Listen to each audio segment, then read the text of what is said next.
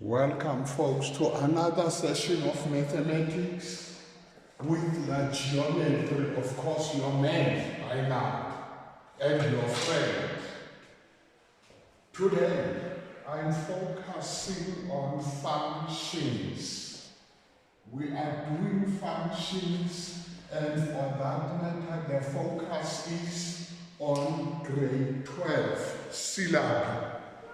Now, remember, grade 12s, we do the definition of what a function is, and we have told you that a function is a rule with which one element of set A is mapped to one element of set B.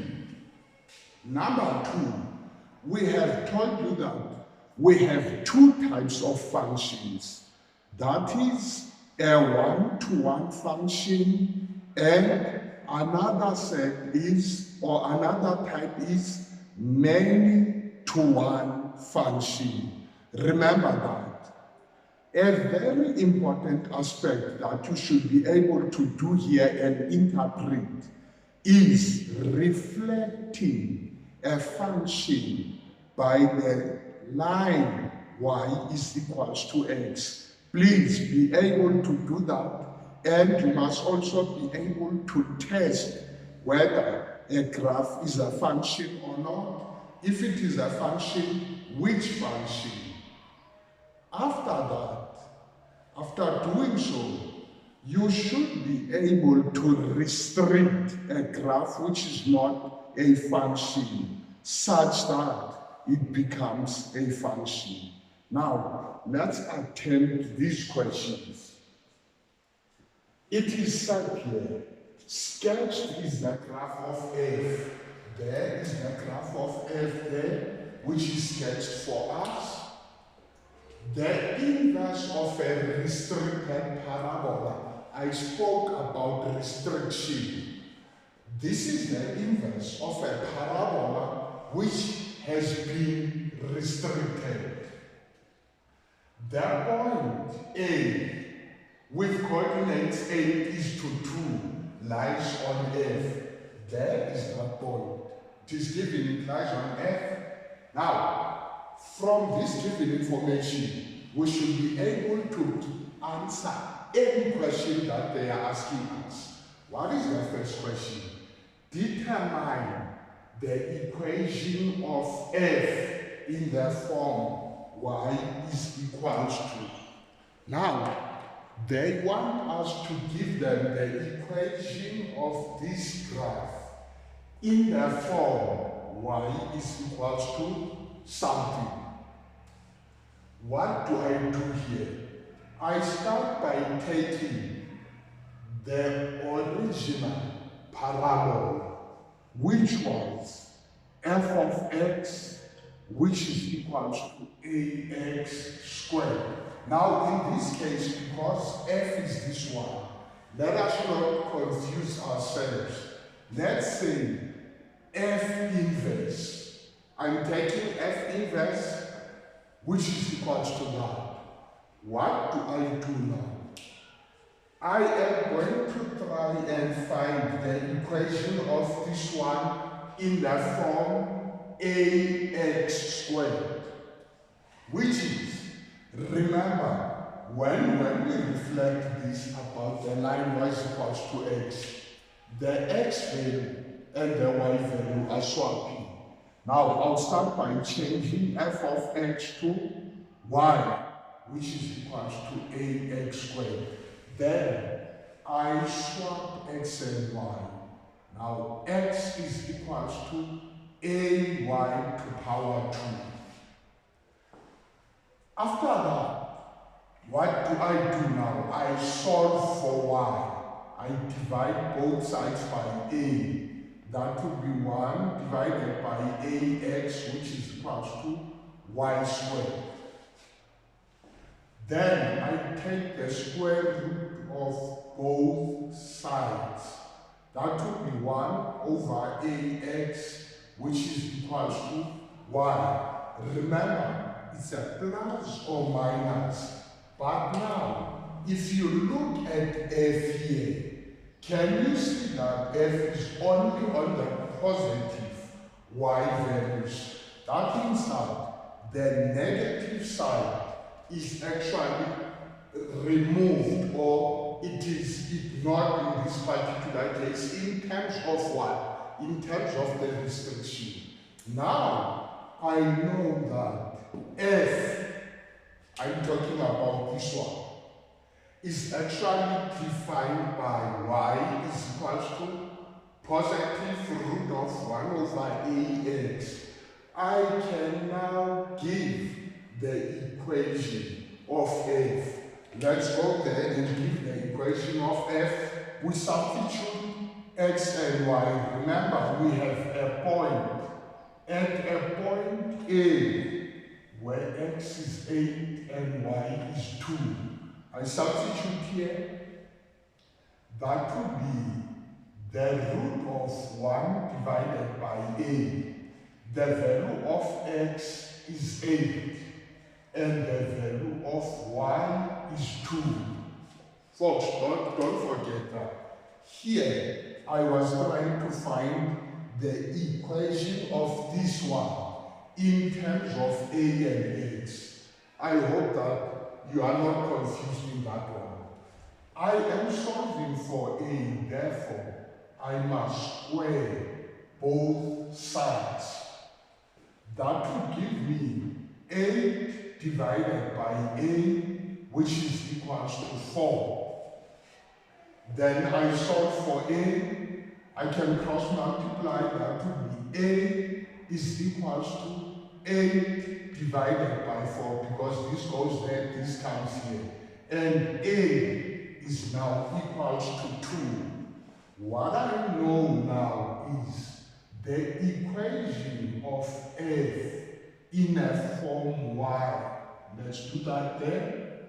The equation of f in a form y, the equation of this one in a form y is equals to, is the square root of 1 divided by, remember, a is 2, multiplied by x. We have answered that question. We get our beautiful 2 marks. Now, normally, most people prefer teaching their learners to learn this by heart. But in my case, I never do that. I so love it when learners see mathematics unfolding in front of them. I always say, never memorize mathematics, let mathematics unfold in front of you. What am I talking about? I'm talking about this beautiful thing happening right in front of me. Okay, folks, now we know that the equation of this one is okay. Now they say to us, hence write down the equation of f inverse now. Remember, f was this, the inverse of the parabola which is restricted. Now when they say we should write f inverse in a form y is equals to, they now want the inverse of this graph when it is reflected by the line y is equals to x.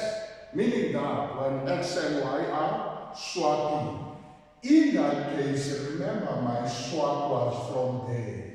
Now, I was from top to bottom to get f. Now, to get f inverse, I'm going from bottom to top. That means my f inverse is defined by that. And already we know the value of a, which is 2 x squared.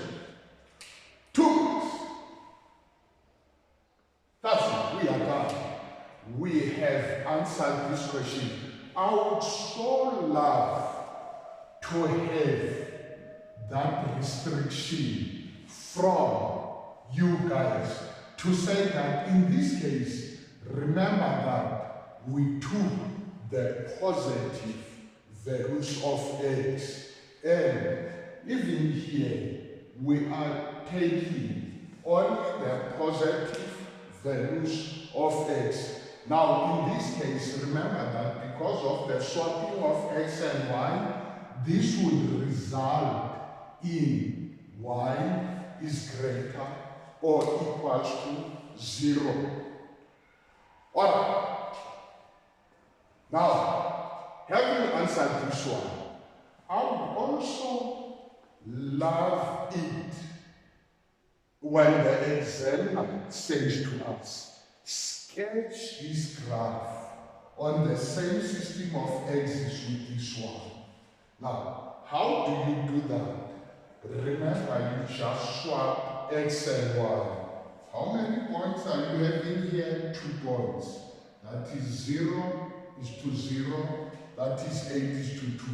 You swap 0 is to 0. It remains 0 is to 0. In fact, your mirror is here as you reflect this graph. So that point is not going to have any effect, or it won't change because the mirror is right on top of it. The point that will change is that one. It will change to 2 is to 8 now.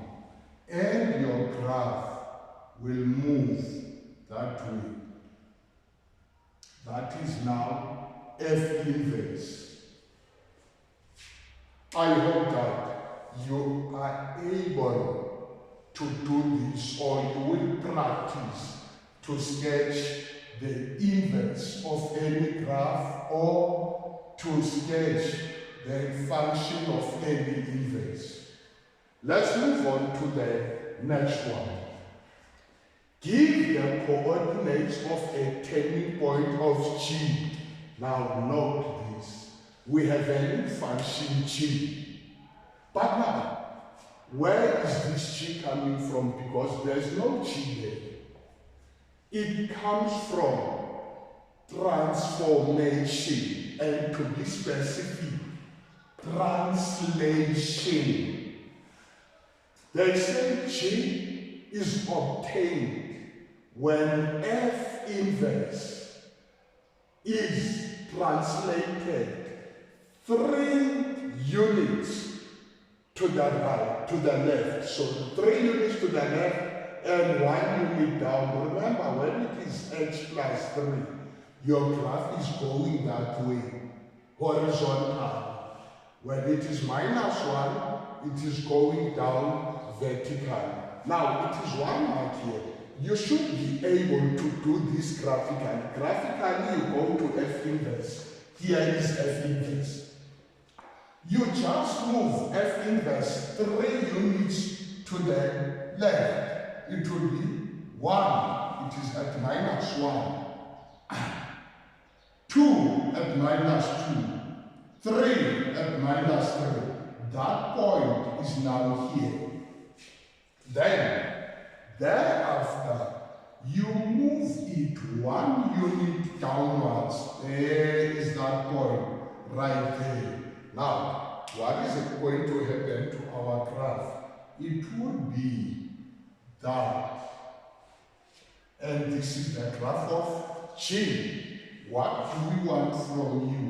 We just want the coordinates of the turning point, which are minus 3 is to minus 1.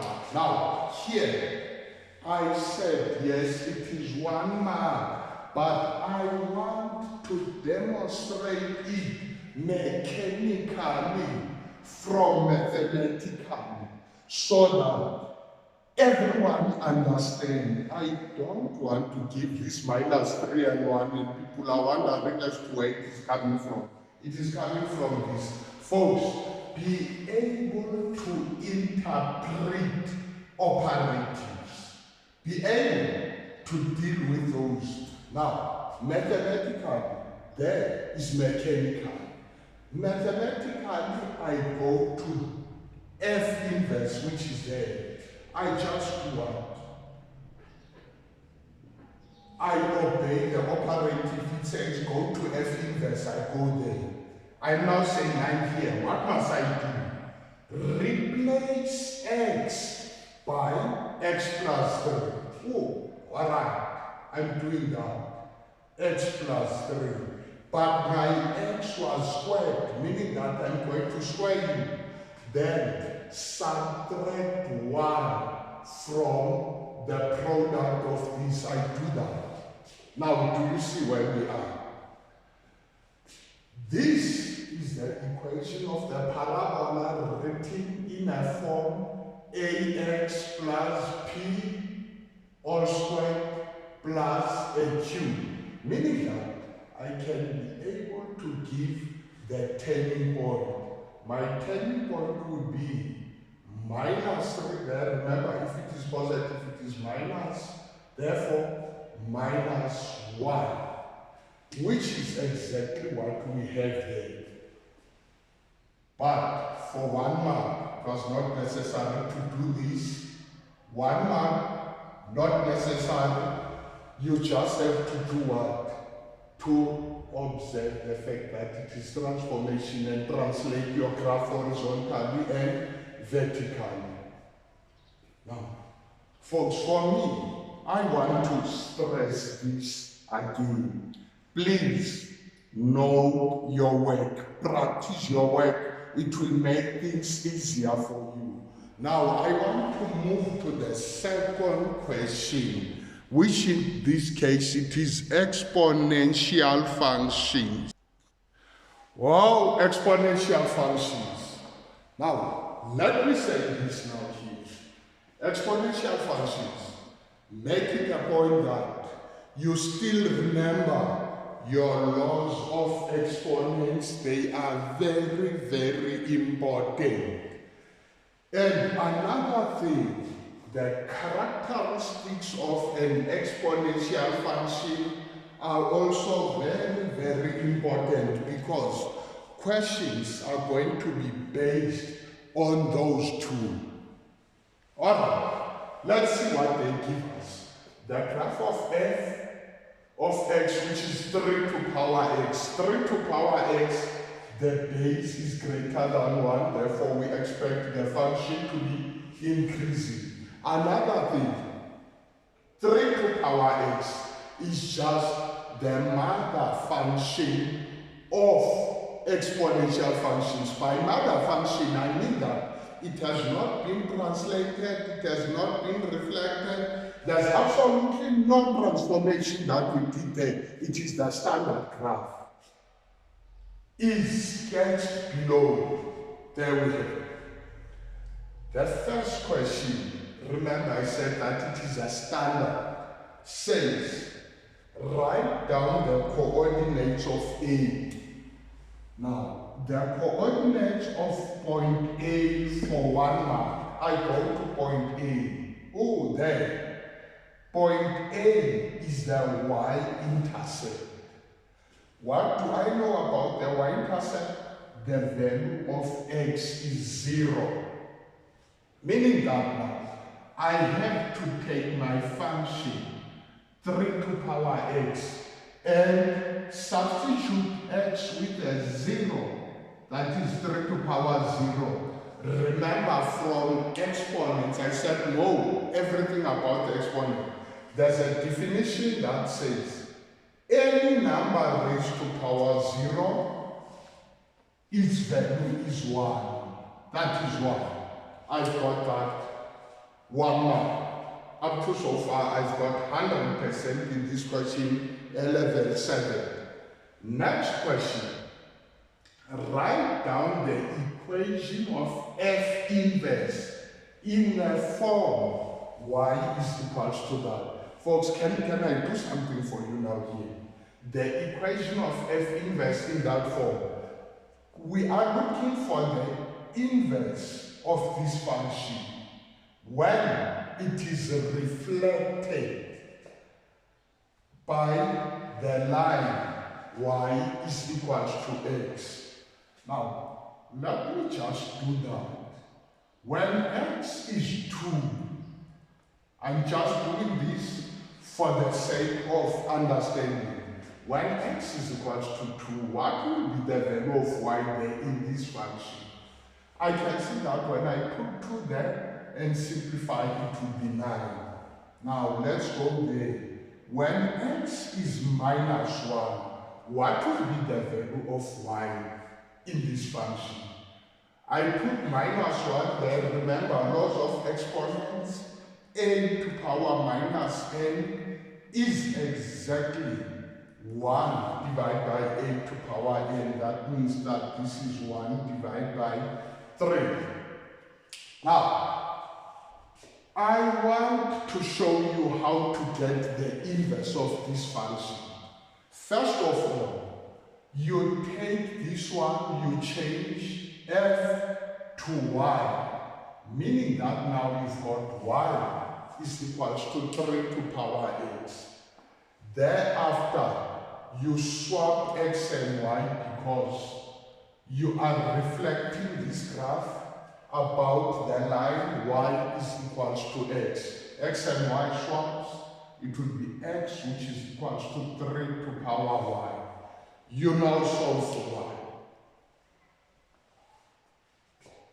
This is an exponential equation. Remember, in exponential equations, we said that if you have the same base on both sides of the equal sign, you just equate the exponents. Remember this. Now, let's look at that one. I've got base x, I've got base 3. It means I cannot use this. Now, what is it that we must use? We must use logs in this case. And now, how do logs work? Let's go there. Remember, we are having our beautiful notes here. You use logarithmic functions. How do these logarithmic functions work? If I tell you that let's say t is equals to the logarithmic function of a to b, what does this mean? This means that this is the value of the exponent to that particular base. You see, our exponent is y there, meaning that I must go there and say y. Now, who is this?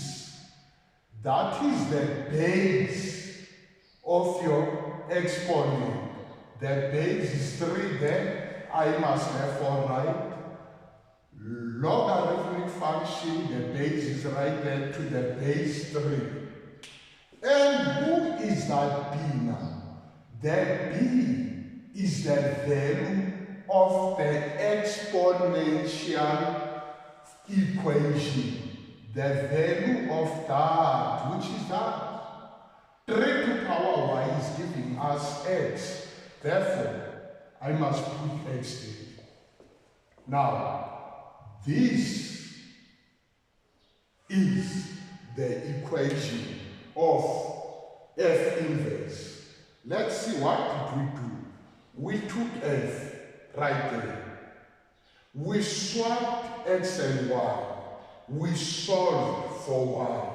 Folks, remember that logs are inverses to exponents. Now, from this, what I want you to take home is the fact that whenever you have an exponential equation, to write its inverse, you just start by saying y is equals to log x. You just do that. I'm telling you now.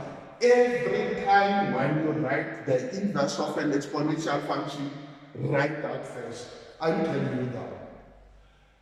If it is 2 marks for just applying logs, you have 1 mark. What is the next thing that you do?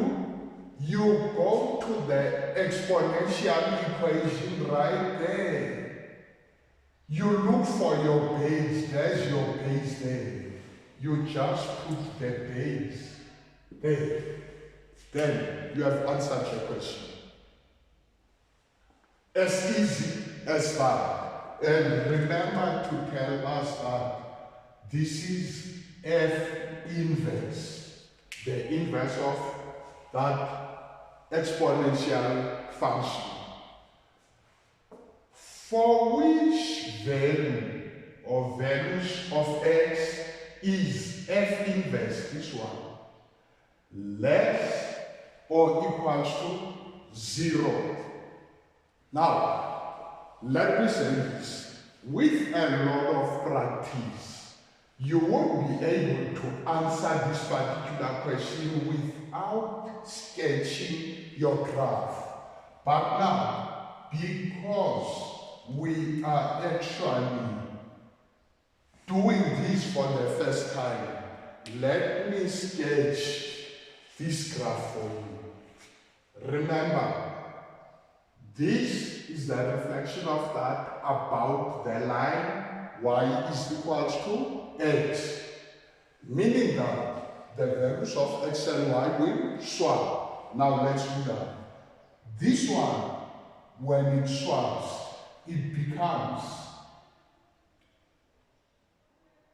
1 divided by 3 is to minus 1. It is there. This one, which was 0, is to 1. When it swaps, it becomes 1 is to 0, which is the x-intercept. This one, which is 2, is to 9. When it swaps, it will be 9 is to 2. It is right there. Now, when you sketch your graph, joining these points, you will get that. Let's put this here. There's your F inverse. Right? Now let's see. What do they say? They say, for which values of x is F inverse of x less or equals to 0? Folks, remember that this only means y. And this means negative or equals to x. Now, it means that I'm looking for the values of x where this particular function is negative and where this particular function has got a value of y which is 0. Now, I always look for that one, the value of y which is equal to 0. It is 0 there. I use it as now my critical value or reference point. When I move from this point to that side, when the values of x are becoming bigger than 1, what happens to the function? It is positive. It is positive. I'm talking about the values of y. Now, I don't want positive, but I'm looking for negative. What happens when x is becoming smaller than 1? The graph becomes negative. But be careful. When you say becomes smaller than -1, you mean all those values there. But can you see that this graph cannot actually go this side of that particular line because it was not translated. Now, it means that we should also consider that it can't go this side. Therefore, we need to say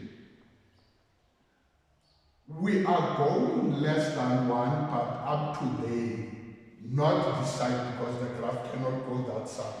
Now, it means x must be between 1 and 0. I'm going to write that x is between 1 and 0. X between 1 and 0 there. Now, I begin to interpret this mathematically, but I can see that the values of y, the values of x, sorry, are getting closer and closer to 0. They will never be equals to 0. That means that I must exclude 0. Remember, I said I'm going that side, greater than 0. But at 1, the value of y is 0. Now, I'm going to the left of 1 with 1 included. There is your solution. Remember, x is between these. That is why it is there.